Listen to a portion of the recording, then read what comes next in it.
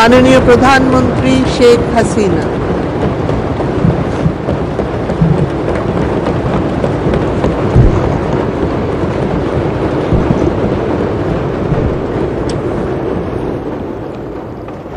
ধন্যবাদ মাননীয় স্পিকার। মাননীয় স্পিকার, আমাদের দ্বাদশ জাতীয় সংসদের তৃতীয় অধিবেশন, এই অধিবেশন শুরু হলো 5 জুন 2024-এ এবং আজকে 3 জুলাই অধিবেশন শেষ হচ্ছে। মোট 19 দিনের বৈঠক, মাঝখানে আমাদের ঈদুল আজহা ছুটি এবং অন্যান্য সময় গেছে।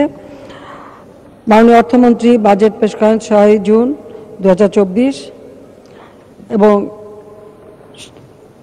এ পর্যন্ত আমাদের এই অধিবেশনে বাজেট আলোচনা হয়।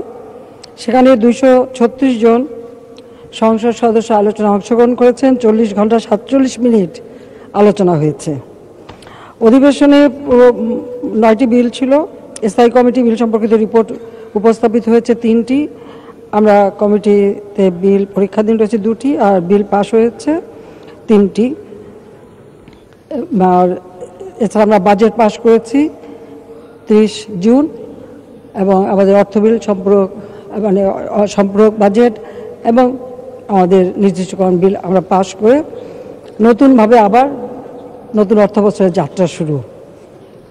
মাননীয় স্পিকার, আমি আপনাকে ধন্যবাদ জানাচ্ছি যে খুব সুষ্ঠুভাবে এটা পরিচালনা করেছেন। আজকে এই বাজেট অধিবেশন আজকে সমাপ্ত হবে। আমি পরম শ্রদ্ধাভাবে স্মরণ করছি সর্বকালের সর্বশ্রেষ্ঠ বাঙালি জাতিপিতা বঙ্গবন্ধু শেখ মুজিবুর রহমানকে। আমি শ্রদ্ধা জানাই 30 লক্ষ শহীদ, 2 লক্ষ মা বোনের প্রতি 15 আগস্ট।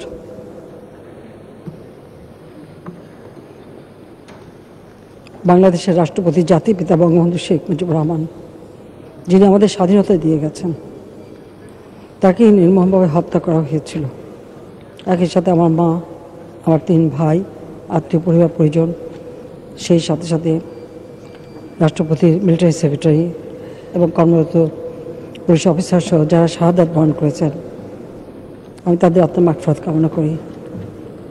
3রা নভেম্বর ওই 75 সালেই ঢাকা কেন্দ্রীয় কারাগারে জাতীয় 4 নেতাকে নির্মমভাবে হত্যা করি। আমি তাদেরকেও স্মরণ করি। বাংলাদেশের জনগণের ভোট ও ভাতের অধিকার এবং গণতন্ত্র প্রতিষ্ঠা সংগ্রাম করতে যেয়ে জগন্নিত আওয়ামী লীগের নেতা কর্মী জীবন দিয়েছে, আমি তাদের আজকে স্মরণ করি।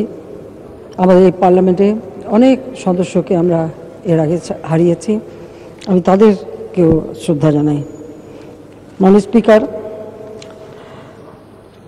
আমি মাননীয় অর্থমন্ত্রীকে ধন্যবাদ জানাই যে এবারে আমাদের বাজেট 7,97,000 কোটি টাকার বাজেট পাশ হয়েছে। 2023-24 অর্থ বছরে যে বাজেট ছিল তার থেকে 4.6% গুণ বেশি আমরা দিয়ে এই বাজেট। আর এখানে আমাদের বার্ষিক উন্নয়ন কর্মসূচিতে আছে 2,65,000 কোটি টাকা। আগামী অর্থ বছরের জন্য আমাদের কতগুলি সুনির্দিষ্ট পরিকল্পনা রয়েছে, যে আমরা আমাদের প্রবৃদ্ধির হার 6.75% বৃদ্ধি করব। কাজে এই বাজেট যেটা আজকে আমরা পাশ করলাম, মাননীয় সংসদ সদস্যরা এখানে আছে, মাননীয় স্পিকার আপনার মাধ্যমে আমি আমাদের মাননীয় সংসদ সদস্যদেরকে অনুরোধ করব এবং সেই সাথে সাথে যারা সংসদ সকলকে, যে এই বাজেট যাতে যথাযথভাবে কার্যকর হয় বা আমাদের বার্ষিক উন্নয়ন পরিকল্পনা যাতে যথাযথভাবে বাস্তবায়ন হয় সেটিকে অবশ্যই সকলে যত্নবান হবেন। এবং সেই ক্ষেত্রে আমি আরও বলবো যে বর্তমান বৈশ্বিক যে মূল্যস্ফীতি এবং যে পরিস্থিতি রয়েছে সেটা বিবেচনা করে সকলকে একীচ্ছতা সাধন করতে হবে। এই বাজেট প্রণয়নের সঙ্গে যারা সম্পৃক্ত সকলকে আমার আন্তরিক ধন্যবাদ জানাচ্ছি। মাননীয় স্পিকার, আপনারা জানেন যে বাংলাদেশ 71 সালে স্বাধীনতা অর্জন করেছে, আমাদের মিত্র শক্তি ভারত। আমি দেখতে পাচ্ছি যে কিছু লোক ইতিমধ্যে আমার ভারত সফরে নানা রকম কথা তুলেছে। সেই ক্ষেত্রে আমি কয়েকটি কথা এখানে বলতে চাই। আর এছাড়া বাজেটের এই আরও কতগুলি বিষয় আছে, আমি মাননীয় স্পিকার, আপনার কাছে অনুমোদন চাচ্ছি যে একটি পর্যায়ে আমি আমার কিছু কাজ সম্পর্কে এখানে আমি আজকে একটা বিশেষ দিক তুলে ধরবো এবং সেখানে কিছু স্লাইড শো করা আমি আপনার অনুমোদন চাচ্ছি। আপনি যদি অনুমতি দেন সেটা তার মাধ্যমে আমি আমার বক্তব্যটা তুলে ধরবো। এটা আরেকটু পরবর্তীতে আমি আসছি দ্বিতীয় পর্যায়ে। প্রথমে আমি একটু বলতে চাই যে বাংলাদেশের গণতন্ত্র 1975 সালে জাতিপিতাকে হত্যার পর সংবিধান লঙ্ঘন করে অবৈধভাবে ক্ষমতা দখলে পালা শুরু হয়। সেখানে গণতন্ত্রটা ছিল কোথায়? সেখানে তো মিলিটারি ডিক্টেটরশিপ ছিল। মার্শাল ল দিয়ে একজন জেনারেল ক্ষমতায় আসেন এবং ক্ষমতায় এসে এরপর তারা রাজনীতিবিদ হন। তার আগে অবশ্য রাজনীতিতে গালি দিয়ে আসে এবং সেই সাথে সাথে দেশের যে উন্নয়ন, সে উন্নয়ন কিন্তু তারা কখনো করতে করেনি। এটা হলো বাস্তব। মানুষের কোনো ভাগ্য পরিবর্তন হয়নি, কিন্তু যারা ক্ষমতায় ছিল তাদের ভাগ্য পরিবর্তন হয়েছে, এতে কোনো সন্দেহ নেই। আমার ভারত সফর নিয়ে আমি দেখি আমাদের বেশ কিছু বিরোধী দল নানা ধরনের কথা বলে বেড়াচ্ছে। অবশ্য এটা আমি যেদিন থেকে সেই 75-এর পরে আমরা তো দেশে আসতে পারিনি, তখন যে মিলিটারি ডিক্টেটর ক্ষমতা দখল করেছিল, সেই রাতের অন্ধকারে তখনকার রাষ্ট্রপতি সায়েম সাহেবকে অস্ত্রের হাতে অস্ত্র দেখে তাকে ক্ষমতা থেকে সরিয়ে দিয়ে নিজেকে নিজে রাষ্ট্রপতি ঘোষণা করে ক্ষমতা এসেছিল। নির্বাচন নিয়ে যে খেলা, নির্বাচন নিয়ে যে কারচুপি তখন থেকেই তো শুরু। প্রথমে হ্যাঁ না ভোট, হ্যাঁ বাক্স পাওয়া যেত, না বাক্স নাই। তারপরে আবার রাষ্ট্রপতি নির্বাচনের নামে একটা প্রহসন, সংবিধান লঙ্ঘন করে, আর্মি রুলস অ্যাক্ট লঙ্ঘন করে যিনি সেনাপ্রধান তিনি রাষ্ট্রপতির পদে ইলেকশন করলেন। তারপরে সেটাকে নিরপেক্ষভাবে আবার অনুমোদন দেওয়া হলো।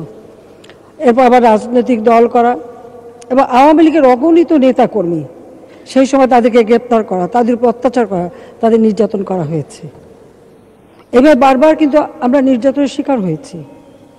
অথচ মাত্র 3 বছর 7 মাস সময় পেয়েছিলেন জাতিপিতা বঙ্গবন্ধু শেখ মুজিব স্বাধীনতার পর, যেখানে আমাদের মাথাপিছু আয় বোধহয় 93 বা 94 মার্কিন ডলার ছিল। তিনি তা 278 মার্কিন ডলারে উন্নীত করেছিলেন এবং বাংলাদেশের প্রবৃদ্ধি 9 ভাগ পর্যন্ত তিনি উন্নীত করতে সক্ষম হয়েছিলেন, যা আজ পর্যন্ত আমরা অর্জন করতে পারিনি, কেউ পারিনি, কোনো সরকার পায়নি। মাননীয় স্পিকার, একটা যুদ্ধবিধ্বস্ত দেশ, একটা প্রদেশ, তারপর সেই যুদ্ধে ভয়াবহ অবস্থা, ওই অবস্থার মধ্যেও এই দেশকে, সেই যুদ্ধ বিধ্বস্ত দেশকে গড়ে তুলে তিনি বাংলাদেশকে স্বল্পোন্নত দেশের মর্যাদায় অধিষ্ঠিত করেন। জাতিসংঘ সেই স্বীকৃতি দিয়েছিল। আমি জানি না পৃথিবীর আর কোনো দেশ এই ধরনের বিপ্লবের পর এত বড় অর্জন এত অল্প সময় করতে পারে কিনা, কিন্তু জাতির পিতা বঙ্গবন্ধু শেখ মুজিবের মতো বলিষ্ঠ নেতৃত্ব ছিল বলে এটা সম্ভব হয়েছিল, এটা আমরা করতে সক্ষম হয়েছিলাম। যাই হোক, আমাদের মহান মুক্তিযুদ্ধে ভারত আমাদের সহায়তা করেছে, আমাদের 1 কোটি শরণার্থীকে তারা আশ্রয় দিয়েছে। মুক্তিযোদ্ধাদের ট্রেনিং, তাদের পাশে থেকে সব ধরনের সহযোগিতা। যখন পাকিস্তানি হানাদার বাহিনী গ্রামের পর গ্রাম জ্বালিয়ে পুড়ে ছাড়খাড় করছে, ঘর বাড়ি সব পুড়িয়ে দিয়েছে, দেশটাকে একটা ধ্বংসস্তূপে পরিণত করেছে, গোলার ধান পুড়িয়ে দিয়েছে, কোনো কারেন্সি নোট ছিল না, কোনো রিজার্ভ ছিল না, সেই অবস্থা করে দিয়েছিল। ভারত আমাদের মিত্র শক্তি। মাননীয় স্পিকার, একটা কথা এখানে যারা বলে ভারতের কাছে দেশ বিক্রি, তাদের একটু বলতে চাই, পৃথিবীর কোন দেশে আছে যারা যুদ্ধ করেছে, বিপ্লব করেছে, যাদের মিত্র শক্তি সহায়তা করেছে, কোনো মিত্র শক্তি কিন্তু আর সেই দেশের মাটি ছেড়ে ফেরত যায়নি। একমাত্র বাংলাদেশ ব্যতিক্রম।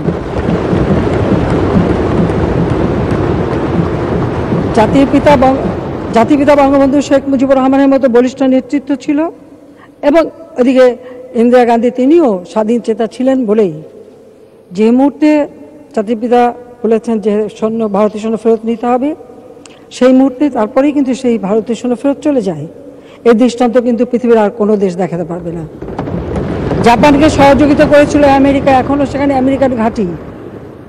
জার্মানি, পশ্চিম জার্মানিকে সমর্থন করেছিল আমেরিকা, এখনও সেখানে আমেরিকান ঘাঁটি। শুধু ঘাঁটি না, সেখানে ঢুকতে গেলে ডলারে কেনাবেচা করতে হয়, সেখানে ডলারেই কেনাবেচা, ডলারেই সব। তো এরকম যেখানে এরকম সারা বিশ্বব্যাপী এই দৃষ্টান্ত পাওয়া যাবে, কিন্তু জাতিপিতা স্বাধীন চেতা ছিলেন, যেটা সম্ভব। সেই ক্ষেত্রে আমি ভারত থেকে আসতে পারলাম না, সেখানে বলা হলো কি দেশ বেচে দিয়ে আসছি। তা আমি যখন 81 সালে ফিরে আসতে সক্ষম হলাম, 6 বছর রিফিউজি হিসেবে বিদেশে থেকে, তখন ওই একই কথা শুনতে হয়েছে। তা আবার জানি না কেন হঠাৎ সেই ভাঙা রেকর্ড আবার বাজাতে শুরু করলো। আমি এখানে একটু তুলে ধরতে চাই দেশ বিক্রিটা কারা করে সেটাই জানাতে চাচ্ছি। মাননীয় স্পিকার, জিয়াউর রহমান ক্ষমতা দখল করার পর 1977 সালে ভারতে গিয়েছিল। আপনারা জানেন যে গঙ্গা পানির চুক্তি, এটা সমঝোতা হয়েছিল। 44,000 কিউসেক পানি জাতির পিতা নিয়ে এসেছিলেন এবং একটা চুক্তি সম্পূর্ণ হওয়ার কথা ছিল, এবং 25 বছরের একটি চুক্তিও করা হয়, যেখানে আমাদের ছিটমহল বিনিময় থেকে শুরু করে যে সমুদ্র সীমা আইন জাতির পিতা করেছে সেটা বাস্তবায়ন করা, এই গঙ্গা পানির অধিকার, আরও 54টা পানির অধিকার সহ সমস্ত বিষয়গুলি সেখানে উল্লেখ ছিল। সেটাকে গোলামী চুক্তি, নানা ধরনের কথা, যখন ছিটমহলের কথা বলা হয় ওই বেরি দিয়ে দিল, নানা কথা শুনেছি, কিন্তু বাস্তবতাটা কি? জাতির পিতাকে হত্যার পর যারা ক্ষমতা এসেছে তাদের কোনো বিষয়টাই সমাধান করতে করেনি, বা কথাটা উচ্চবাচ্য করেনি, বরং কি করেছে? মাননীয় স্পিকার, আমাদের বাজারটাকে ভারতীয় পণ্যের বাজারে উন্মুক্ত করে দিয়েছিল জিয়াউর রহমান। 40টি পণ্যতে শুল্কমুক্ত প্রবেশ অধিকার দিয়ে দেয়। 80 সালে গ্যাস বিক্রির চুক্তিও করে আসে। সেই সাথে 92 সালে খালেদা জিয়া, সে যখন প্রধানমন্ত্রী, সে গেল ভারতে, সেখানে একটা যুক্ত ইস্তাহার ঘোষণা দেয়। এই যুক্ত ইস্তাহারের 11 অনুচ্ছেদে বাংলাদেশ থেকে ব্যাপক হারে অবৈধ অনুপ্রবেশকারী ভারতে প্রবেশ করার কথা তিনি স্বীকার করে নেন, যা আমরা কখনো স্বীকার করি না, কিন্তু সেটা খালেদা জিয়া স্বীকার করে এসেছিল। তারপরে আপনার মনে আছে পুশিং শুরু হয়েছিল, সেখানে আমাদের বহু মানুষ কষ্ট করে। শুধু তাই না, যুক্ত ইস্তাহারের 11 অনুচ্ছেদ প্রত্যাহারের জন্য আমরা এই সংসদে দাবিও তুলেছিলাম, কিন্তু তাতে কর্ণপাত করেনি। আর জিয়াউর রহমান যেমন সেখানে পানিও ছেড়ে দিয়ে আসে, পানির কথা বলেও নি, সেখানে পানির কোনো চুক্তিও করতে পারেনি গঙ্গা পানির কথা। ঠিক খালেদা জিয়ার তো আরও এক ধাপ উপরে। তিনি যখন দিল্লি থেকে ফিরে আসলে তাকে যখন সাংবাদিকরা জিজ্ঞেস করলো যে আপনি যে গেলেন গঙ্গা পানির কি হলো, উনি বলেন গঙ্গা পানির কথা, ও হো, আমি তো ভুলেই গিয়েছিলাম।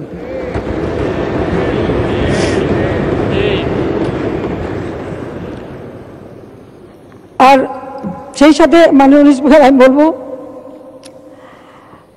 আওয়ামী লীগ ক্ষমতা আসার পরে কিন্তু আমরা 30 বছর মেয়াদী চুক্তি করে আসি। 96 সালে সরকার এসে আমাদের যে ছিটমহল বিনিময় বা 3 ভাগা করিডোর, খালেদা জিয়া, জেনারেল এরশাদ এবং জিয়াউর রহমান, কেউ তো এই সমাধানটা করতে করেনি। এটা শুধু চুক্তি করা হয়নি, সাথে সাথে সংবিধান সংশোধন করে আমাদের যে হিসাটা সেটা দিয়ে একটা আইনও জাতির পিতা বঙ্গবন্ধু শেখ মুজিব করে যান, কিন্তু এরপর এটা নিয়ে কেউ কখনো উচ্চবাচ্য করেনি কেন? সেটা আমার প্রশ্ন। জেনারেল এরশাদ সাহেবও তো ভারতে গিয়েছিল, কি এনেছিল বাংলাদেশের জন্য? কিছুই না, পারলে সব দিয়ে আসে, হাঁটু ধরে বসেছিল। এটাই হলো বাজে। মাননীয় স্পিকার, আমরা এই স্থল সীমানা চুক্তি ভারতের পার্লামেন্টের সব দল মিলিত হয়ে ভোট দিয়ে এক হয়ে তারা আমাদের এই স্থল সীমানা চুক্তি বাস্তবায়ন করে, এবং আমরা ছিটমহল বিনিময়ে সারা বিশ্বের কাছে একটা দৃষ্টান্ত স্থাপন করেছি। ছিটমহলবাসীর 68 বছরের বন্দি জীবন থেকে তারা মুক্তি পায়। আজকে তাদের জীবনে আমরা সব রকম সুযোগ সুবিধা করে দিচ্ছি। মাননীয় স্পিকার, যখন আমি পার্বত্য চট্টগ্রাম শান্তি চুক্তি করলাম, খালেদা জিয়া বলল এই চুক্তি করলে ফেনী পর্যন্ত ভারত হয়ে যাবে। তা আমি বললাম যে, তখন খালেদা জিয়া ফেনীর সংসদ সদস্য, তখন যে ভালোই তো, উনি কোন পার্লামেন্টে বসবেন, বাংলাদেশের পার্লামেন্টে না ভারতীয় পার্লামেন্টে?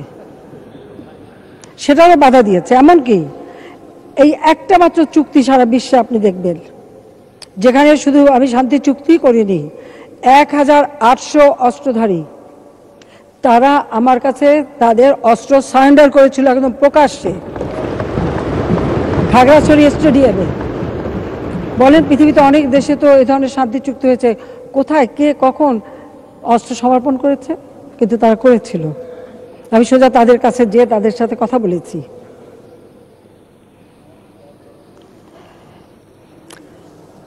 ৬৪,০০০ শরণার্থী পার্বত্য চট্টগ্রামে যে অশান্ত পরিবেশ জিয়ার আমলে শুরু হয় এবং এরশাদ আমার সেখানে রক্তক্ষয়ী সংঘর্ষ হতো, আমরা এসে পার্বত্য চট্টগ্রাম শান্তি চুক্তি করি, ৬৪,০০০ শরণার্থী ফিরিয়ে এনে তাদের পুনর্বাসন করি।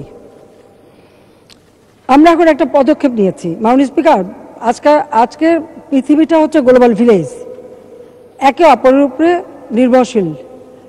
ব্যবসা বাণিজ্য যোগাযোগ এগুলি দরজা বন্ধ করে থাকা যায় না। এবং কি সর্বনাশটা দেশের জন্য করেছে দেখেন, মিয়ানমারে সেখানে গ্যাস ফিল্ডে গ্যাস, ওখানে ভারত চীন জাপান সকলেরই বিনিয়োগ ছিল। ওই গ্যাসটা বাংলাদেশের ভিতর থেকে ভারতে নিয়ে যাবে। এই যে নিয়ে যাওয়ার সময় আমাদের কাজটা কি, আমরা ওই গ্যাসের থেকে একটা ভাগ নেব। তাহলে আমাদের এই পার্বত্য চট্টগ্রাম থেকে চট্টগ্রাম সহ এই এলাকায় গ্যাসের কোনো অভাবই হতো না। খালেদা জিয়া সেটা দিতে দেয়নি। কেন দেয়নি? আজকে সেই গ্যাস তো নিয়ে গেছে চীন, আর কোনো দেশ তো নিতে পারছে না।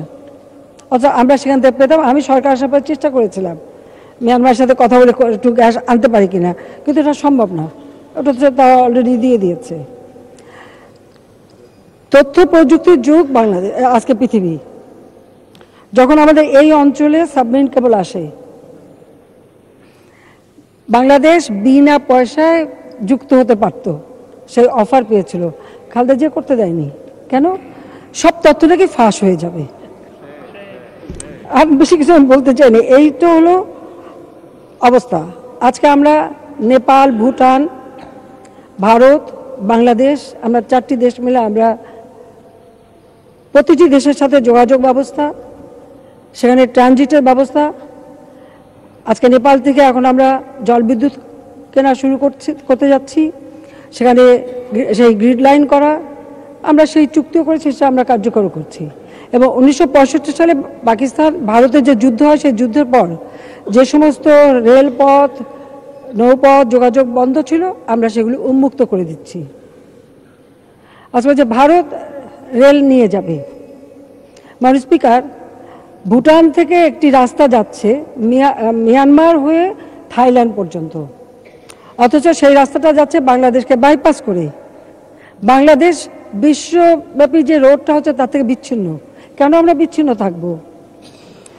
ভারত চাচ্ছিল ভুটান থেকে এই রাস্তাটা বাংলাদেশ হয়ে ভারত হয়ে মিয়ানমার হয়ে থাইল্যান্ড যাবে। আপনি একবার চিন্তা করেন, আন্তর্জাতিকভাবে এই যোগাযোগ ব্যবস্থাটা হলে আমাদের ব্যবসা বাণিজ্য যোগাযোগ সব দিকে কত সুবিধা হতো, সেটাও খালেদা জিয়া নাকচ করে দিয়েছিল।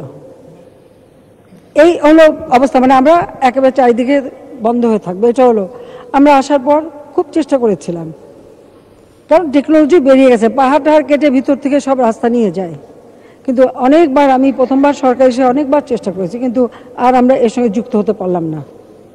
যা আমাদের তো এখন ট্রান্স এশিয়ান রেলওয়ে ট্রান্সলেশন হাইওয়ের সাথে আমাদের যুক্ত হতে হবে।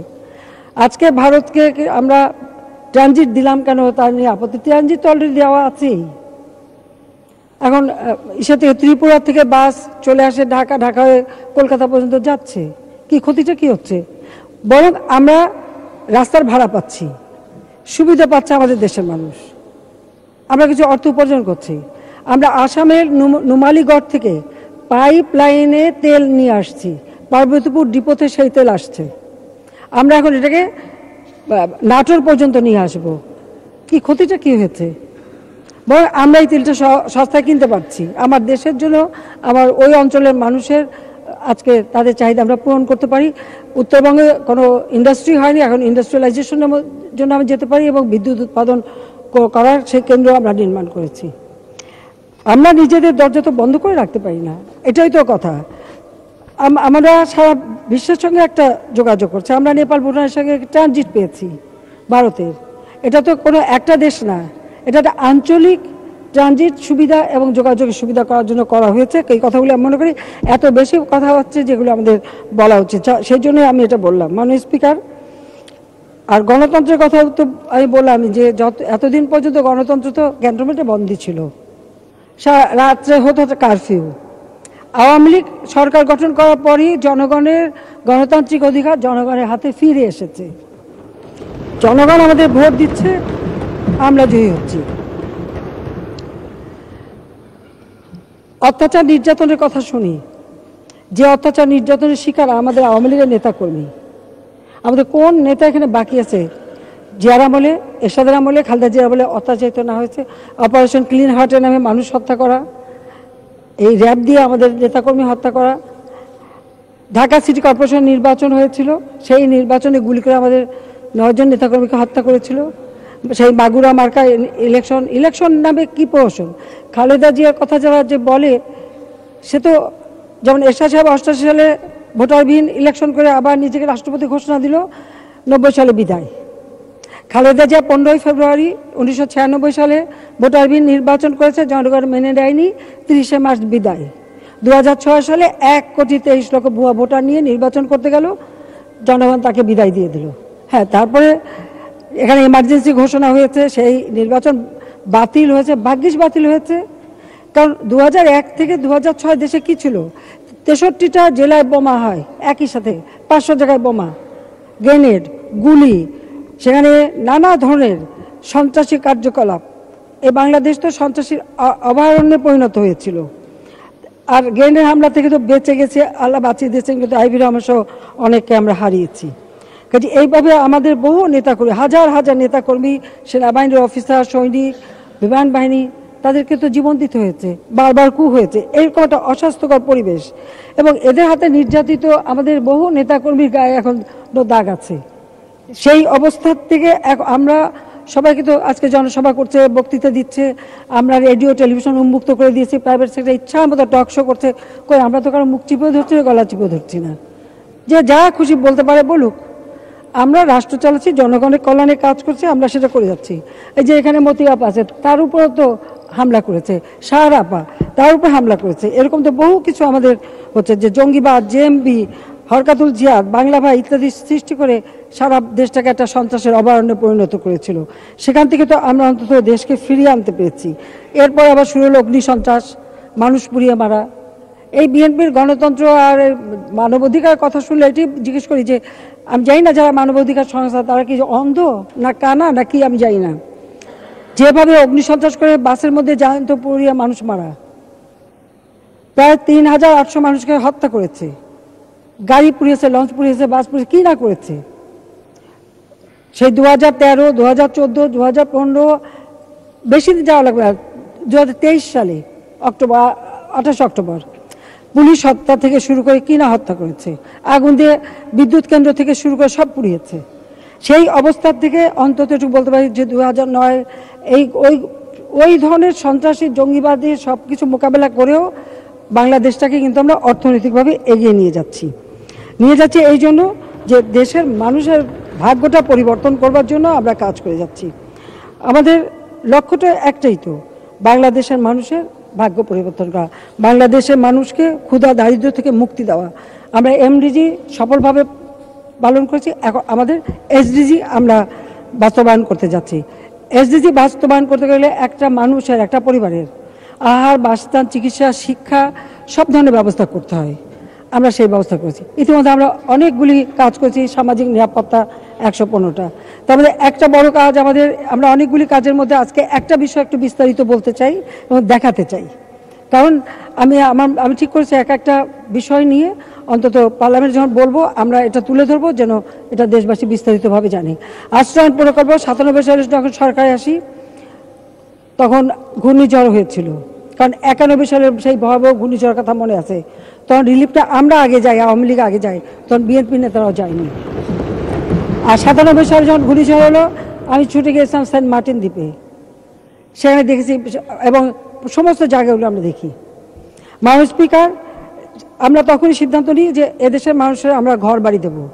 জাতির পিতা বঙ্গবন্ধু শেখ মুজিব, তিনি তার লক্ষ্য কী ছিল?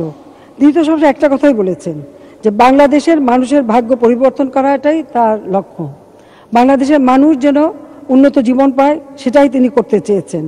এবং স্বাধীনতার পর তিনি গিয়েছিলেন নোয়াখালী। এটা ছিল 72 সালের 20 ফেব্রুয়ারি। তিনি নোয়াখালী জেলার, তখন মহকুমা ছিল লক্ষ্মীপুর, এখন সেটা জেলা হয়ে গেছে, রামগতি উপজেলায় চরপুরা গাছা গ্রাম তিনি পরিদর্শনে যান। এখানে মাননীয় স্পিকার কিছু ছবিও আছে, আপনারা দেখেন। সেখানে তিনি ভূমিহীন গৃহহীনদের পুনর্বাসনের জন্য খাস জমি বিতরণ এবং তাদের বিনা পয়সা ঘর বাড়ি দেওয়া এবং অতিরিক্ত জমি যেন ভূমিহীন পায় সেই ব্যবস্থার উদ্যোগ তিনি নিয়ে এসেছিলেন। সে ভিত্তিটা তিনি তৈরি করে দিয়েছিলেন। এবং তিনি বলতেন, তার যে আমি সবসময় চাইতাম, তিনি বলতেন, আমি কোট করছি, যে আমার জীবনের একমাত্র কামনা বাংলাদেশের মানুষ যেন খাদ্য পায়, বস্ত্র পায়, বাসস্থান পায়, শিক্ষার সুযোগ পায় এবং উন্নত জীবনের অধিকারী হয়, আনকোট।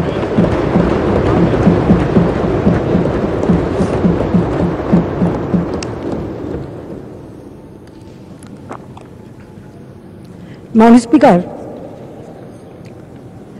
যে স্বপ্নটা নিয়ে জাতিপিতা দেশ স্বাধীন করেছেন, আমারও ওই একটাই চিন্তা, যে এই দেশের মানুষ তারা যেন তাদের জীবনের মৌলিক চাহিদাগুলি পূরণ করতে পারেন। আর আমি সেই কাজটাই করে যাচ্ছি। যুদ্ধের পর একটা বিধ্বস্ত দেশ, কোটি কোটি মানুষ গৃহহারা। জাতিপিতা কি বলেছিলেন, আমি কোট করছি, তিনি বলেছিলেন, আমাদের বাসস্থান সমস্যা একটা বিরাট সমস্যা। অতীতের পরিকল্পনা বিশারদরা বাংলা দেশের জনগণের জীবনযাত্রা মান উন্নয়নে ন্যূনতম গুরুত্বপূর্ণ দিক এই বাসস্থান সমস্যার সমাধানে কোনো উদ্যোগই গ্রহণ করেনি। ফলে রৌদ্র, বৃষ্টি, ঝড়, বন্যার মধ্যে আমাদের জনসাধারণের বিরাট অংশ আজ অস্বাস্থ্যকর ও নিরাপত্তাহীন পরিবেষ্টনীর মধ্যে বসবাস করছে। স্বাধীনতার যুদ্ধের সময় হানাদার বাহিনীর অসংখ্য ঘরবাড়ি জ্বালিয়ে দেওয়ার ফলে সমস্যাটি আরও প্রকট রূপ ধারণ করেছে। তাই গ্রাম ও শহরে জনসাধারণের বাসস্থান সমস্যার সমাধানের জন্য সরকার ইতোমধ্যে কর্মসূচি প্রণয়নের কার্যে হাত দিয়েছেন। উদ্বাস্তু পুনর্বাসনের পাশাপাশি গ্রামে ও শহরে পরিকল্পিত বাসস্থান নির্মাণের বিষয়টিকে অগ্রাধিকার দেওয়া হবে। 1 লাখ পরিবারের জন্য সরকারি তত্ত্বাবধানে নতুন বাসগৃহ নির্মাণের কর্মসূচি ইতিমধ্যে গ্রহণ করা হয়েছে। আগামী 5 বছর এগুলি কার্যকরী করা হবে, আনকোট। 73 সালে আওয়ামী লীগ নির্বাচনী ইস্তাহারে জাতির পিতা কথা বলেছিলেন। মাননীয় স্পিকার, ঘাতকের নির্মম বুলেটে যখন জাতির পিতাকে আমরা হারালাম, এরপরে যারা এসেছিল ক্ষমতায় তারা কিন্তু কিছুই করেনি। আপনি দেখেন ছবিগুলি,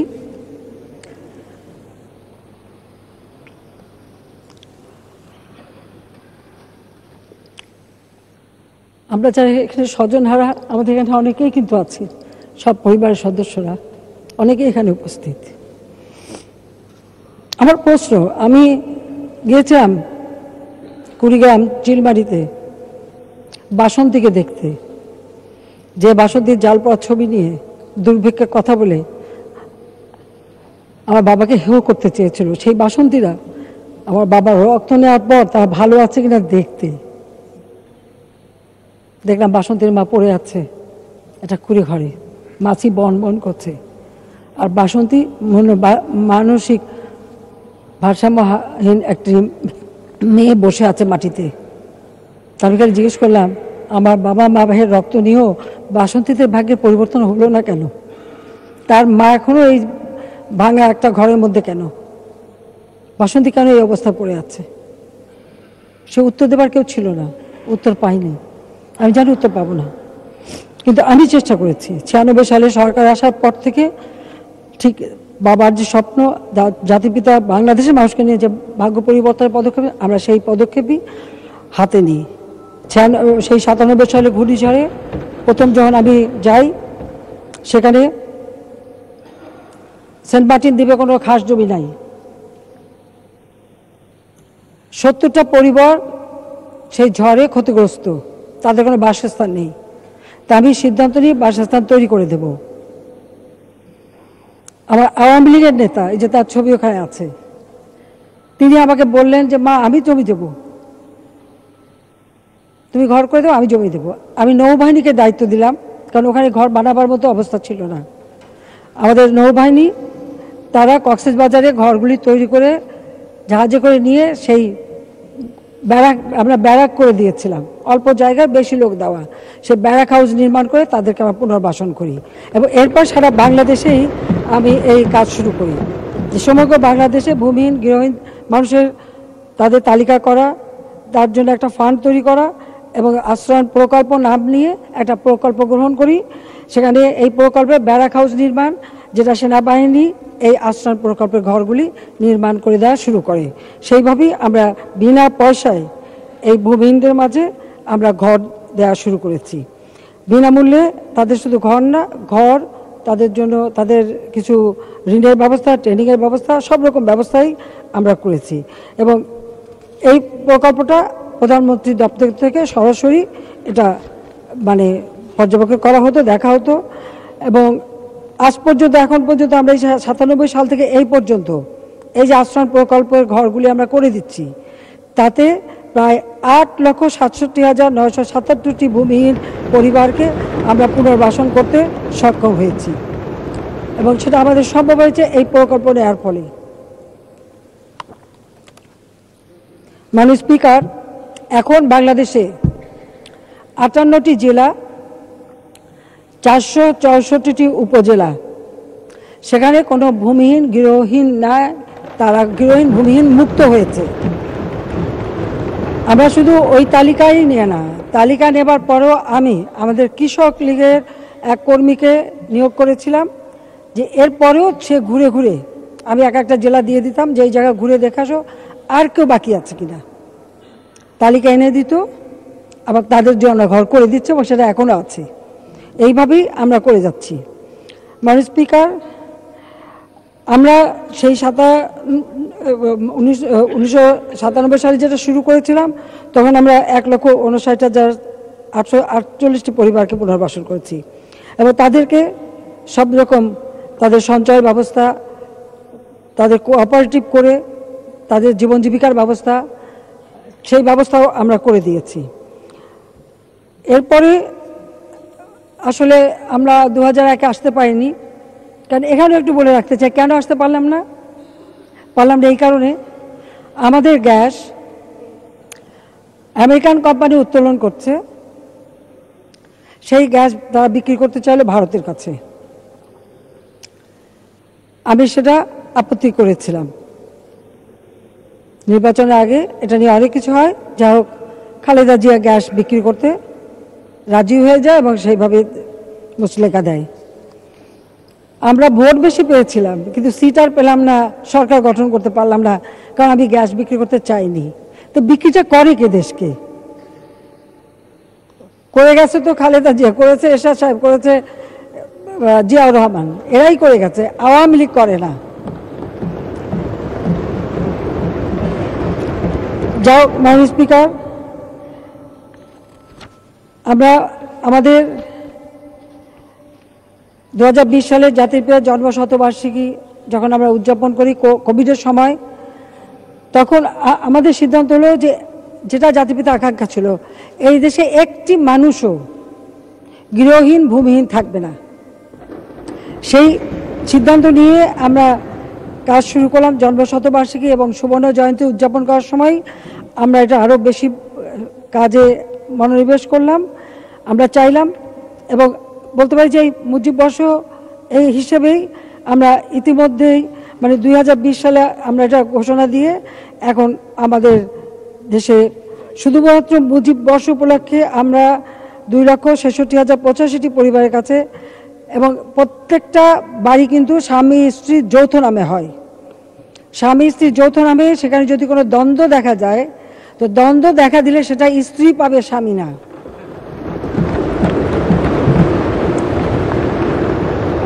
এর আবার একটা যুক্তি আছে মাননীয় স্পিকার, এটা একটু না বলে পাই না।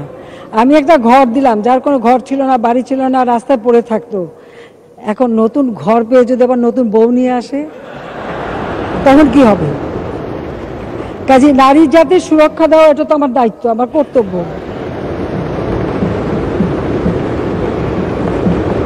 সেই জন্য আমি এই ব্যবস্থাটা করে দিয়েছিলাম। এখন আমরা দিচ্ছি একক। দ্বিতীয়বার যখন 2009-এ আসলাম তখন আমরা 2 কাঠা জমি আর একটি ঘর তৈরি করে দিচ্ছি। এই ঘরটা এখানে 2টি শয়নকক্ষ, একটি রান্নাঘর, একটি টয়লেট, সামনে প্রশস্ত বারান্দা সহ ঘরের সামনে পিছনে জায়গা, সেখানে এছাড়া শাক সবজি যা কিছু বা চরাঞ্চলেও তারা কিছু কাজ করতে পারে সেই ব্যবস্থা আমরা করেছি। এবং এখানে আমাদের 3 ধরনের ডিজাইন আছে। সাধারণভাবে এভাবে করে দিয়েছি, কিন্তু চরাঞ্চলে যেখানে নদী ভাঙন দেখা দেয়, এই নদী ভাঙনের জন্য আলাদা ডিজাইন করা হয়েছে, যে ভাঙন দেখা দিলে বা বন্যায় ক্ষতিগ্রস্ত থাকলে সাথে সাথে ঘরগুলি খুলে যেন নৌকায় রাখতে পারে বা সরিয়ে নিতে পারে, আবার সময় হলে সেটা লাগাতে পারে। এই যে সেই ঘরগুলি এখানে ছবি আপনারা দেখছেন। আর যেখানে আমাদের পার্বত্য অঞ্চল সহ পাহাড়ি এলাকা, তারা আবার টংঘর পছন্দ করে। তার তলিতে কিছু রাখাইন আছে তাদের জন্য, এবং পার্বত্য চট্টগ্রামে আমরা এইভাবে যে টংঘর তৈরি করে দিচ্ছি, তারা যেরকমভাবে পছন্দ করে সেভাবে করে দেওয়া হয়েছে। আর উপকূলীয় অঞ্চলে সেখানে আমরা এই ঘূর্ণিঝড় সহিষ্ণু ঘর করে দিয়েছি।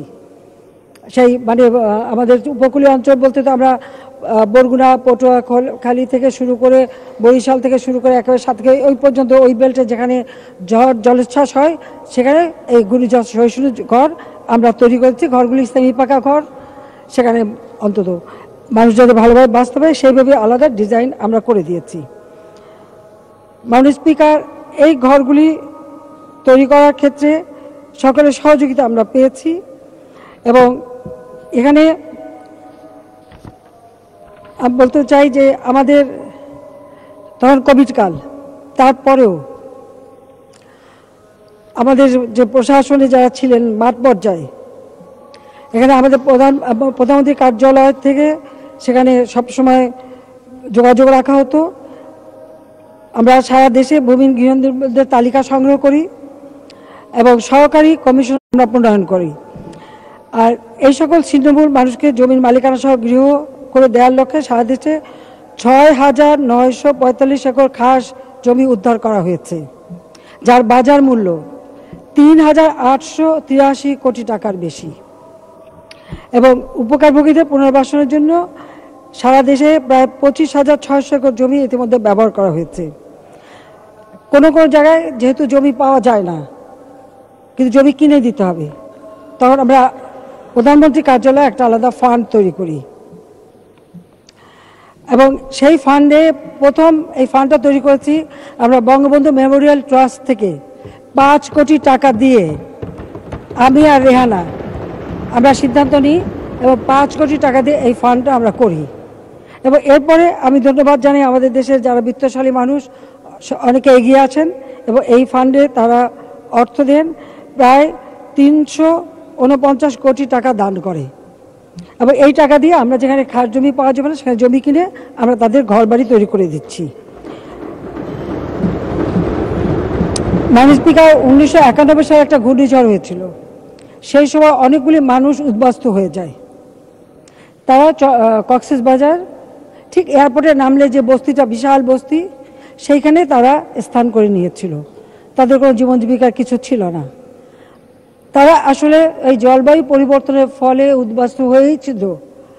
আমরা সরকার আসার পরে এবার ওই কক্সবাজারই এখানে ছবিটা দেখাচ্ছে, একটা নদীর ওই পারে, এটা আমার আওয়ামী লীগের নেতারাই আমাকে জায়গাটা দেখায়, বলছে ওই পাশে এখানে কোনো ফসল হয় না, কিচ্ছু হয় না, একদম একটা মানে জমি পড়ে আছে। ওই জমিতে এখন আমরা এইভাবে ফ্ল্যাট তৈরি করে দিচ্ছি প্রত্যেকটা পরিবারের জন্য। আমরা তাদেরকে করে দিই, এটা হচ্ছে খুরুস্কুল, ওই জায়গাটার নাম কক্সবাজারে, সেখানে খুরুস্কুল বিশেষ আশ্রয়ণ প্রকল্প, এই নাম দিয়ে আমরা তাদেরকে পুনর্বাসন করছি এবং সম্পূর্ণ সরকারি অর্থায়নে আমরা এই পৃথক এই জলবায়ু উদ্বাস্তুদের ঘর করে দিচ্ছে এবং এটা সেনাবাহিনী করে দিচ্ছে। এই ঘরগুলি সেনাবাহিনী নিজেদের ইসে করে দিচ্ছে। ইতিমধ্যে এটা 4,448টি পরিবারকে পুনর্বাসন করা হচ্ছে। ইতিমধ্যে আমরা 113 একর জমিতে 139টি বহুতল আধুনিক বিল্ডিং করে দিচ্ছি। 20টি বিল্ডিং ইতিমধ্যে করা হয়েছে, কাজেই এখানে তাদেরকে আমরা পুনর্বাসন করে দিয়েছি। অর্থাৎ সমাজের কেউই বাদ যাবে না, এটাই আমাদের লক্ষ্য, সেভাবেই আমরা কাজ করে যাচ্ছি। মাননীয় স্পিকার, এই ঘরগুলি যখন আমরা হস্তান্তর করি সেই সময় মানুষের যে অনুভূতি একটা ঘর পাবার পরে, এটা আসলে ভাষায় বর্ণনা করা যায় না। যখন যার কিচ্ছু ছিল না, তখন এই ঘরটা পাওয়ার পরে আমি বেশিরভাগই তো তখন কোভিডের সময় সকলে জীবনে ঝুঁকি নিয়ে কাজ করেছে ঘর তৈরি করতে, কিন্তু সেই মানুষগুলি ঘর পাবার পর তারা যেভাবে অনুভূতি ব্যক্ত করেছে, সেটাও আমি একটু স্লাইডে একটু ভিডিও চিত্র দেখালে আমার মনে হয় ভালো হবে। আমি একটু এই সময়টা একটু বসার অনুমতি চাই।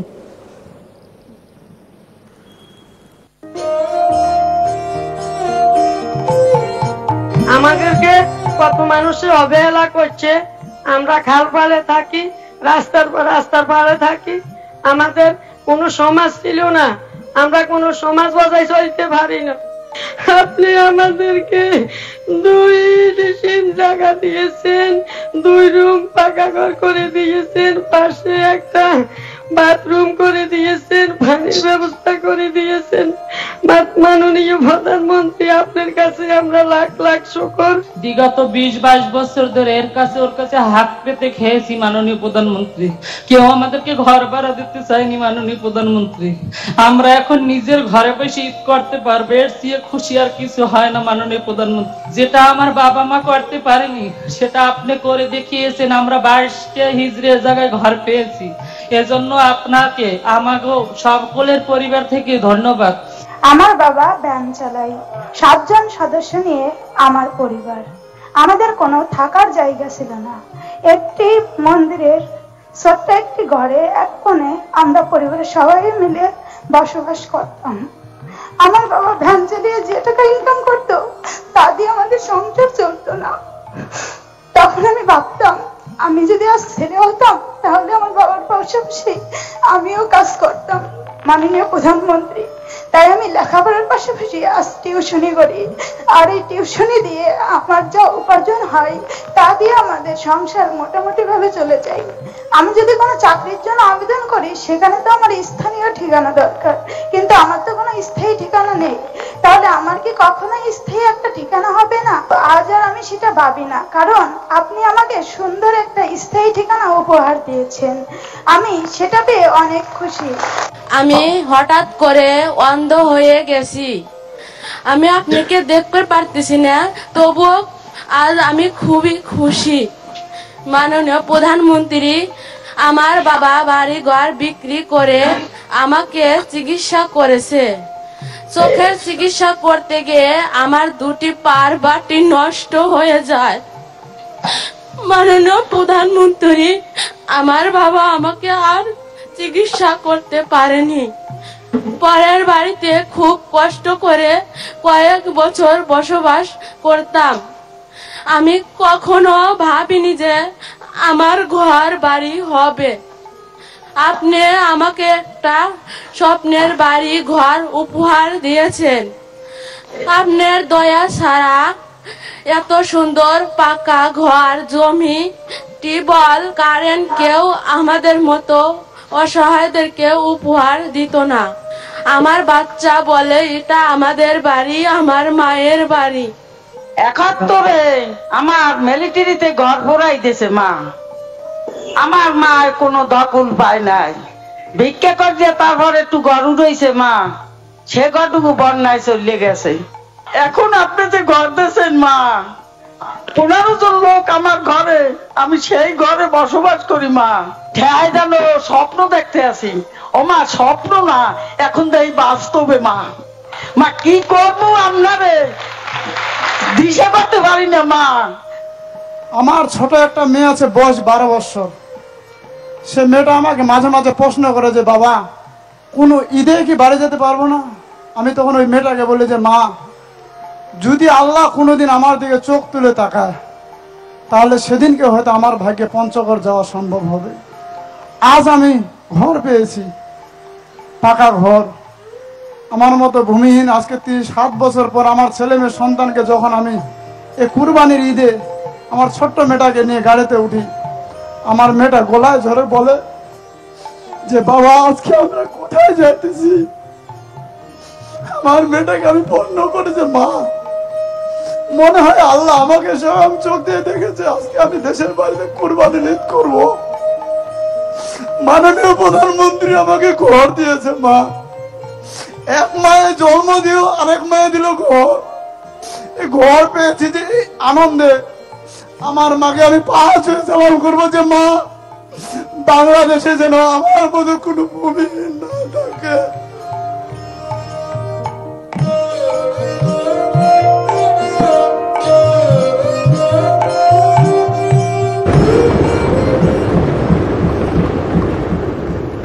মাননীয় স্পিকার, কবিগুরুর ভাষায় বলতে চাই, এই সব মূঢ় ম্লান মুখ মুখে দিতে হবে ভাষা, এই সব শ্রান্ত শুষ্ক ভগ্ন বুকে ধনিয়া তুলিতে হবে আশা, ডাকিয়া বলিতে হবে মুহূর্ত তুলিয়া শির, একত্র দাঁড়াও দেখি সবে। জাতির পিতা সারা জীবনের স্বপ্ন দেখেছেন এদেশের দুঃখী মানুষের মুখে হাসি ফোটাবেন, কিন্তু তিনি তো করে যেতে পারেননি। তাই আমার জীবনেরই একটি লক্ষ্য এই দুঃখী মানুষের মুখে হাসি ফোটানো।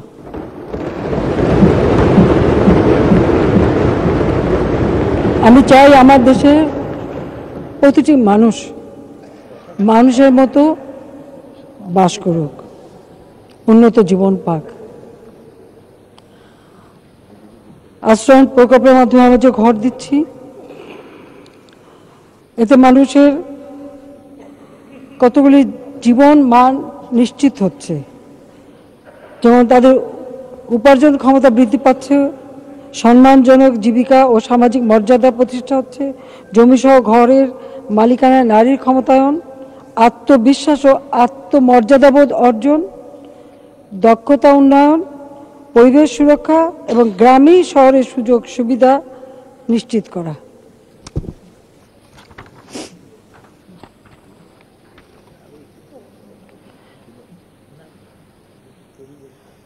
মাননীয় স্পিকার, আমি দেখেছি এই পুনর্বাসিত পরিবারগুলির রাজনৈতিক সামাজিকভাবে প্রতিষ্ঠিত স্বাবলম্বী হচ্ছে। একসময় তাদের তো কোনো থাকারও জায়গা ছিল না, আপনারা শুনলেন। রাস্তার ধারে, রেল স্টেশনে, নদীর পাড়ে ঝুপড়ি ঘর মানে হয়তো থাকা, কারো বাড়িতে, কারো বাড়ি আঙিনায়, কারো বাড়ি বারান্দায়, দূর দূর ছেই ছেই শুনতে হতো। এইভাবে তুচ্ছ তাচ্ছিল্য করা হতো, এইভাবেই তো তাদের বাঁচতে হতো। আজকে ঘর পাওয়ার সাথে সাথে তারা বিদ্যুৎ, সুপেয় পানি, উন্নত স্যানিটেশন, কমিউনিটি ক্লিনিকের মাধ্যমে স্বাস্থ্যসেবা, সব ধরনের সুযোগ সুবিধা পাচ্ছে। কৃষি বিভাগ, মৎস্য বিভাগ, পানি সম্পদ বিভাগ, বিআরডিবি, সমবায়, যুব উন্নয়ন, মহিলা বিষয়ক দপ্তর সহ সকল সংস্থা এই যারা পুনর্বাসিত তাদের প্রশিক্ষণ দিচ্ছে। আমরা তাদের ঋণের ব্যবস্থা করছি, তাদেরকে ঋণ দিচ্ছে, তাদের আত্মকর্মসংস্থানের ব্যবস্থা করছি। আর তাছাড়া যারা কোনো না কোনো জায়গায় কাজ করে, চাকরি করে, তাদেরও তো একটা ঠিকানা হলো। তো হয়তো কাজের জন্য ঘরটা তালা দিয়ে যায়, কিন্তু তাদের ঠিকানা আছে এখন, সেই ঠিকানাটা তারা পেয়েছে। আমাদের এই যে উদ্যোগটা আমরা নিলাম এবং যাদের পুনর্বাসন করলাম, তাহলে তারা কি অবস্থায় আছে সেটাও আমরা অন্ততপক্ষে একটা সমীক্ষা করা হয়, আইএমডি সমীক্ষা করে।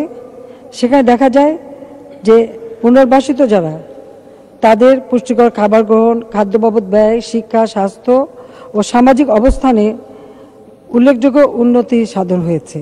তো সেটাই তো আমরা চাচ্ছিলাম। তাদের আয় বৃদ্ধি পেয়েছে, যেন 2017 সালের তুলনায় 2022 সালে আশ্রয় প্রকল্পে ঘর প্রাপ্তির পর পুনর্বাসিত পরিবারের আয় প্রায় 70% বৃদ্ধি পেয়েছে। পুষ্টিকর খাবার তারা গ্রহণ করতে পারছে, তারা নিজেরাও হাঁস, মুরগি বা তরি তরকারি, ফলমূল চাষ করছে।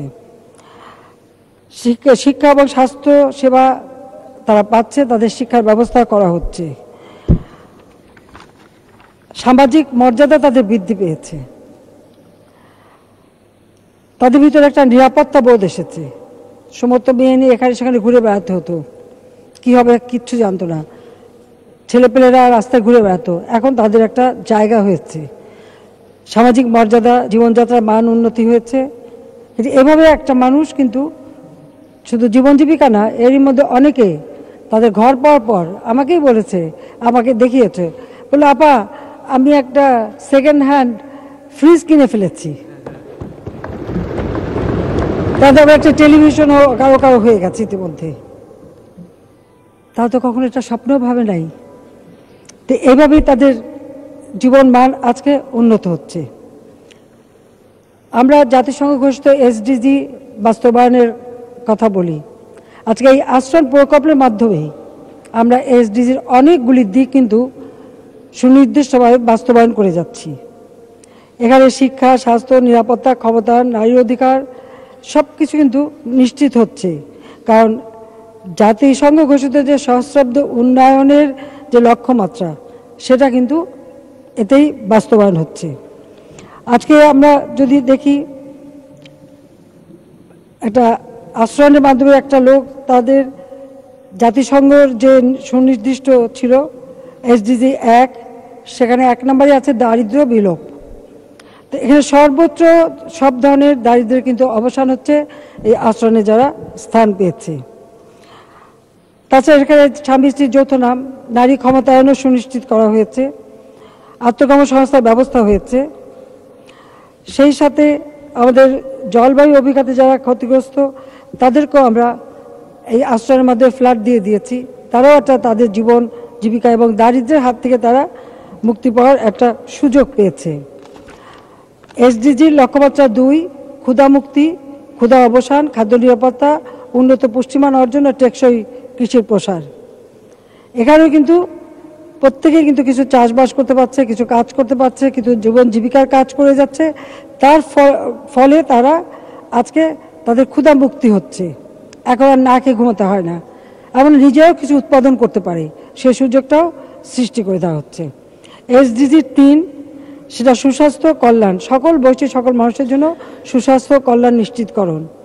সেখানে তারা চিকিৎসা সেবা পাচ্ছে, কমিউনিটি ক্লিনিকের মাধ্যমে চিকিৎসা পাচ্ছে, মাতৃত্বকালীন সেবা পাচ্ছে, নারী স্বাস্থ্য সেবা নিশ্চিত করা হচ্ছে এবং কমিউনিটি ক্লিনিকের মাধ্যমে আমরা তাদেরকে সেই চিকিৎসা সেবার ব্যবস্থাটা করে দিয়েছি।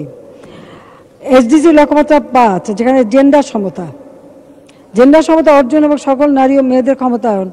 আমার আশ্রম তো এটা একটা বিরাট দৃষ্টান্ত, কারণ এই বাড়ির মালিক দুজনের সমান সমান অধিকার মেয়েরা ভোগ করছে। আর তাছাড়া স্বামী স্ত্রী যৌথ নামে ভূমি ও গৃহের মালিকানা দেওয়া হচ্ছে। পাশাপাশি যারা হিজড়া, হরিজন, দলিত, বেদে, কুষ্ঠরোগী, তাদেরকে আমরা ঘর করে দিচ্ছি। এমনকি সেই রাঙ্গাবালির এক গ্রুপ আছে মান্তা, তাদেরকেও সবাইকে ঘর বাড়ি তৈরি করে তাদের একটা নিরাপদ থাকার ব্যবস্থা করে দিচ্ছি। এমনকি ঢাকায় যে বস্তিবাসী, তাদের জন্য আমি ফ্ল্যাট নির্মাণ করে দিয়েছি, যে ভাড়ায় বস্তিতে থাকে ওই ভাড়া দিয়েই সে ফ্ল্যাটে থাকতে পারে, সে প্রকল্প বাস্তবায়ন আমরা করে যাচ্ছি। আর ঢাকায় আমাদের যারা হরিজন এবং দলিত শ্রেণী ছিল, তাদের প্রায় 800-র মতো সকলকে কিন্তু ফ্ল্যাট বাড়ি নির্মাণ করে তাদের পুনর্বাসন করা হয়েছে, সেখানে তাদের নিজস্ব ফ্ল্যাট হয়েছে। এসডিজি লক্ষ্যমাত্রা 6, নিরাপদ পানি স্যানিটেশন, সকলের জন্য পানি ও স্যানিটেশনের টেকসই ব্যবস্থাপনা ও প্রাপ্যতা আমরা নিশ্চিত করে দিয়েছি। এবং এখানে সুবিধা, টয়লেট সুবিধা, পানি, পয় নিষ্কাশনের ব্যবস্থা সব কিছু আমরা এই আশ্রম প্রকল্পের মাধ্যমে তাদের কিন্তু দিতে পেরেছি। এসডিজি লক্ষ্যমাত্রা 10-এ আছে অসমতা হ্রাস। আজকে এখানে বয়স, লিঙ্গ, প্রতিবন্ধিতা, জাতিসত্তা, নৃতাত্ত্বিক, নৃগোষ্ঠী, তারপরে তাদের ধর্ম, বর্ণ নির্বিশেষে সকলেই কিন্তু এই আশ্রম প্রকল্পে ঘর পাচ্ছেন। এখানে কোনো রকম বৈষম্য করা হচ্ছে না এবং সেই দিক থেকে প্রত্যেক মানুষ তাদের অন্তত একটা ঠিকানা পেয়েছে এবং একসাথে বসবাস করবার একটা, মানে আমি বলবো যে এটাও একটা সংস্কৃতি গড়ে উঠছে বাংলাদেশে, যে অসাম্প্রদায়িক চেতনার বাংলাদেশ, সেটাই আমরা গড়ে তুলছি। এসডিজি লক্ষ্যমাত্রা 11-তে আছে টেকসই নগর ও জনপদ, অন্তর্ভুক্তিমূলক, নিরাপদ, অভিঘাত সহনশীল এবং টেকসই নগর ও জনবসতি গড়ে তোলা। আশ্রম প্রকল্পের ঘরসমূহ দুর্যোগ সহনীয় করে গড়ে তোলা হয়েছে এবং বিগত কয়েকটি প্রলয়ঙ্কারী ঘূর্ণিঝড়েও এই সমস্ত ঘরের কোনো ক্ষতি হয়নি, বরং আশেপাশে অনেকে সেই ঘরে আশ্রয় নিয়েছে। এবং প্রাকৃতিক দুর্যোগ থেকে মানুষ আজকে আশ্রয়ণ প্রকল্পে আশ্রয় নেয় এবং তারা সেখানে সুন্দরভাবে বাঁচার সুবিধা পাচ্ছে, সেই ব্যবস্থাটাও আমরা করে দিয়েছি।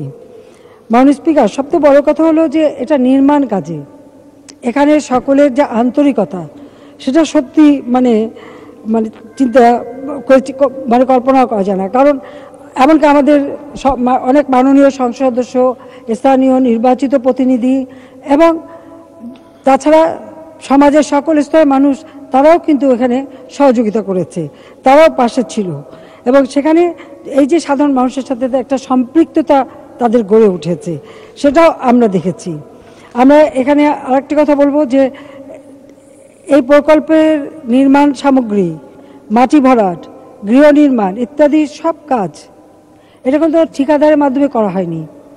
আমাদের স্থানীয় জনপ্রতিনিধি, জেলা প্রশাসক, উপজেলা নির্বাহী অফিসার, প্রকৌশলী, পিআইও সহ অন্যান্যদের নিয়ে গঠিত প্রকল্প বাস্তবায়ন কমিটির মাধ্যমে সকল কার্যক্রম সম্পাদিত করা হয়।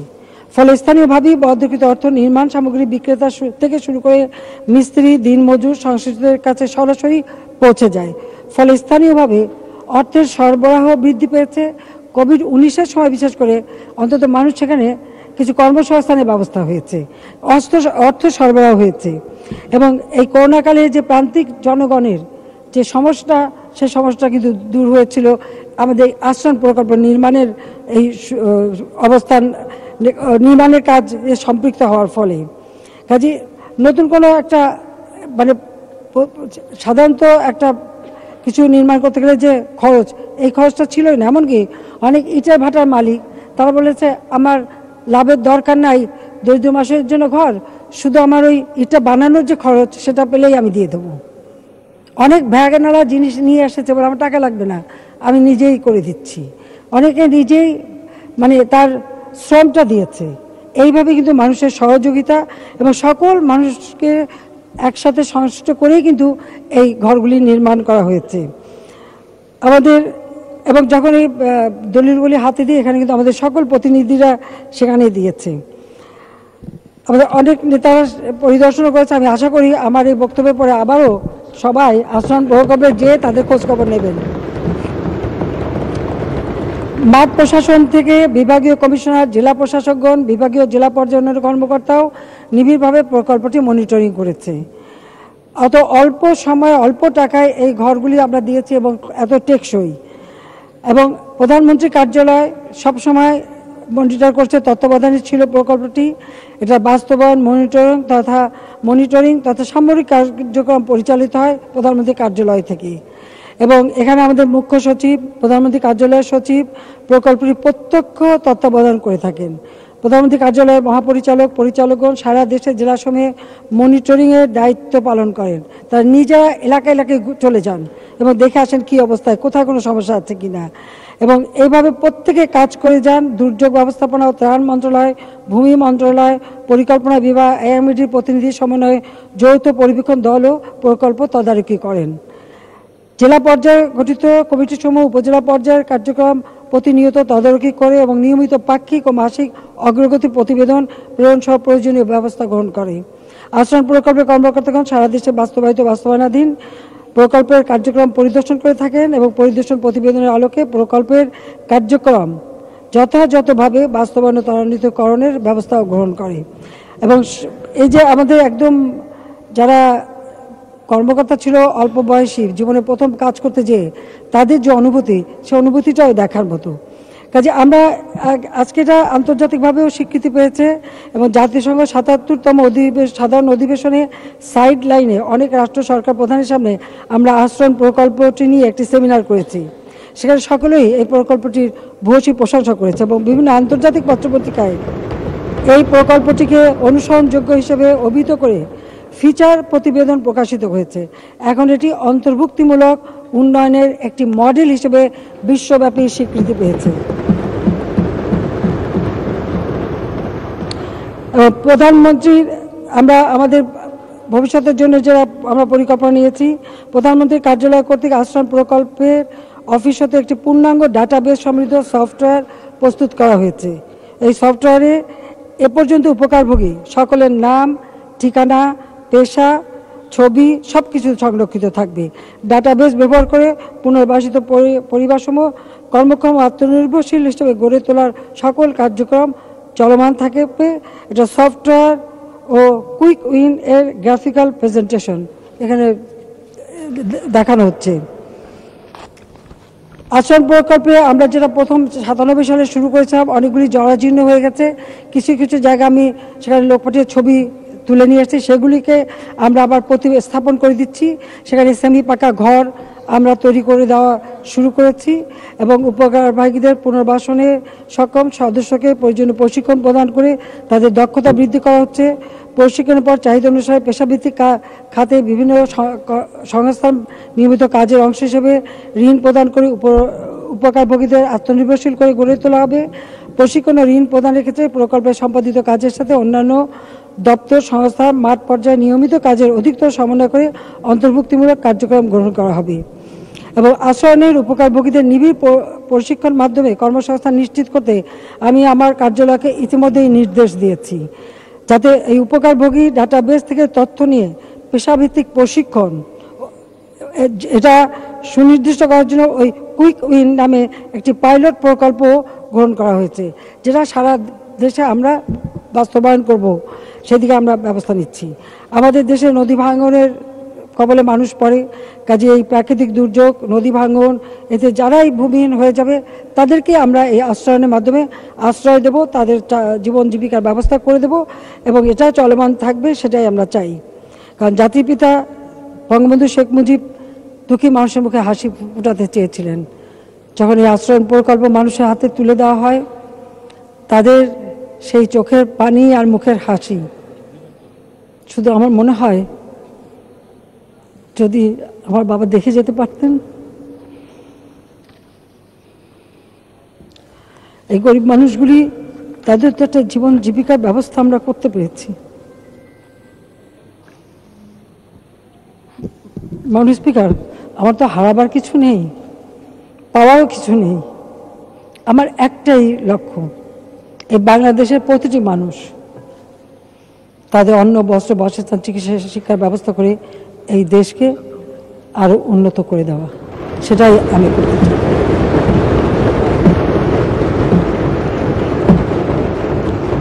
এই যে অসহায় মানুষগুলি যখন কথা বলে আর তাদের কথাগুলি যখন শুনি, তখন এটাই মনে হয় যে এটাই তো আমার বাবা চেয়েছিলেন, এটাই তো বঙ্গবন্ধুর স্বপ্ন ছিল। এখন বাকি যতটুকু আছে যারা এখনো, তাদেরও আমরা বাকি ঘর করে দেব। আর ভবিষ্যতের জন্য নদী ভাঙন বা এই ধরনের কোনো দুর্বিপাকে কেউ যদি ঘরবাড়ি হারায় তাদেরও পুনর্বাসন করব। এটাই হচ্ছে আমাদের লক্ষ্য। আমরা এগিয়ে যাচ্ছি বাংলাদেশ, আমরা স্মার্ট বাংলাদেশ গড়ে তুলব। আর সেই সাথে সাথে বাংলাদেশের মানুষের ভাগ্য পরিবর্তনেও আমাদের এই কাজ আমরা অব্যাহত রাখব। আর এই ক্ষেত্রে আমি সকলের সহযোগিতা চাই। মাননীয় স্পিকার, আমি দেখেছি আমাদের যারা সরকারি কর্মকর্তাদের অনেক দোষ দেয়, কিন্তু আশ্রয়ণ প্রকল্পের সময় যারা একেবারে তরুণ কাজে গেছে, তাদের ভিতরে যে আন্তরিকতা, তাদের যে কাজ করার যে আগ্রহ, সেটা সত্যি আমাকে আশার আলো দেখায় যে এই দেশটাকে এগিয়ে নিয়ে যেতে এই ধরনের সম্পূর্ণ যারা নিবেদিত প্রাণ কর্মী তো দরকার, এই ধরনের অফিসারই তো আমাদের দরকার। কিন্তু সেটা আমি দেখেছি এই কাজটা করার সময় তাদের সেই আন্তরিকতা, সকলের জন্য মন প্রাণ ঢেলে দিয়ে এই কাজগুলি করেছে। আর এই যে ওখানে একটা মানুষের মুখের হাসি, এটা সকলের ভিতরেই কিন্তু তাদের হৃদয়ে একটা অনুভূতি অনুরণিত হয়েছে। মাননীয় স্পিকার, কবি সুকান্তের ভাষায় আমি বলতে চাই, যতক্ষণ দেহে আছে প্রাণ, প্রাণপণে পৃথিবীর সরাবো জঞ্জাল, এ বিশ্বকে শিশুর বাসযোগ্য করে যাব আমি, নবজাতকের কাছে এ আমার অঙ্গীকার।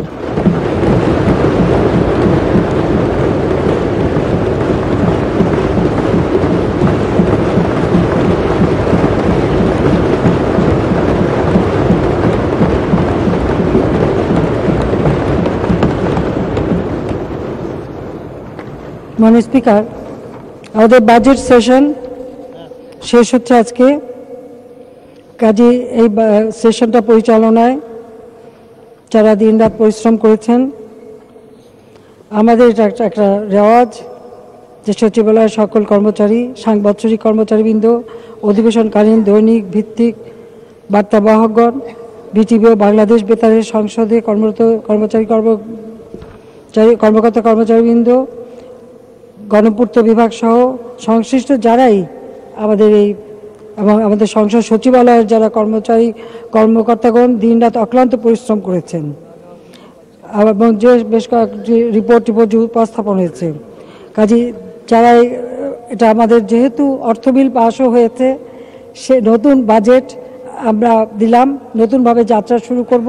কাজে এই সেশনটা পরিচালনার সঙ্গে সংশ্লিষ্ট সকলকে মূল বেতনের সমপরিমাণ অর্থ সম্মানী ভাতা হিসেবে প্রদানের জন্য মাননীয় স্পিকার আপনার দৃষ্টি আকর্ষণ করছি। বোধহয় বিরোধী দলের নেতাও সেটা চেয়েছেন। মাননীয় স্পিকার, আমি আপনাকে আন্তরিক ধন্যবাদ জানাচ্ছি। ডেপুটি স্পিকার, মাননীয় সংসদ উপনেতা, মন্ত্রিসভা মাননীয় সদস্যবৃন্দ, মাননীয় চিফ হুইপবৃন্দ এবং সকল মাননীয় সংসদ সদস্যকে। আমি মাননীয় বিরোধী দলের নেতা, বিরোধী দলের উপনেতা, বিরোধী দলের চিফ হুইপ সহ বিরোধী দলের সকল সংসদ সদস্যকে আন্তরিক ধন্যবাদ জানাচ্ছি। আমি ধন্যবাদ জানাচ্ছি সভাপতি মণ্ডলীর সদস্যবৃন্দকে, আন্তরিক ধন্যবাদ জানাই সংসদ সচিবালয়ের সিনিয়র সচিব সহ কর্মচারীবৃন্দকে, সরকারের বিভিন্ন মন্ত্রণালয়, বিভাগ ও দপ্তরের কর্মচারীবৃন্দকে। আরও ধন্যবাদ জানাই ডাক্তার, পুলিশ, ফায়ার সার্ভিস, গণপূর্ত, বিদ্যুৎ, টেলিফোন বিভাগ, নিরাপত্তা বাহিনী সহ সংশ্লিষ্ট সকল সেবাদানকারী প্রতিষ্ঠানের ব্যক্তিবর্গকে। জাতীয় দৈনিক পত্রিকা, বিভিন্ন সংবাদ সংস্থা, বাংলাদেশ বেতার, সংসদ, বাংলাদেশ টেলিভিশন, বেসরকারি টিভি চ্যানেল সহ সকল গণমাধ্যমের কর্মকর্তা, সাংবাদিক, কর্মচারীবৃন্দ সকলকেই আমার আন্তরিক ধন্যবাদ জানাই। মাননীয় স্পিকার, আমাদের এই নবযাত্রায় আরও সাফল্য আসুক, বাংলাদেশ এগিয়ে যাবে অপ্রতিরোধ্য গতিতে, বাংলাদেশের মানুষ আরও উন্নত সুন্দর জীবন পাবে, বাংলাদেশ হবে 2041 সালের স্মার্ট বাংলাদেশ, সোনার বাংলাদেশ আমরা গড়ে তুলব। সেই প্রত্যয় নিয়েই মাননীয় স্পিকার দীর্ঘ সময় আমাকে বক্তৃতা দেওয়ার সুযোগ করে দেওয়ার জন্য আপনাকে আন্তরিক ধন্যবাদ জানাচ্ছি। আপনার মাধ্যমে মাননীয় সংসদ সদস্যদেরকেও আমি আন্তরিক ধন্যবাদ জানাই এবং আমাদের সকল কর্মচারীকে সবাইকে ধন্যবাদ। আবার দেখা হবে 7 দিন পরে। খোদা হাফেজ। জয় বাংলা, জয় বঙ্গবন্ধু, বাংলাদেশ চিরজীবী হোক। ধন্যবাদ মাননীয় প্রধানমন্ত্রী শেখ হাসিনা, আপনাকে সমাপনী বক্তব্যের জন্য অসংখ্য ধন্যবাদ।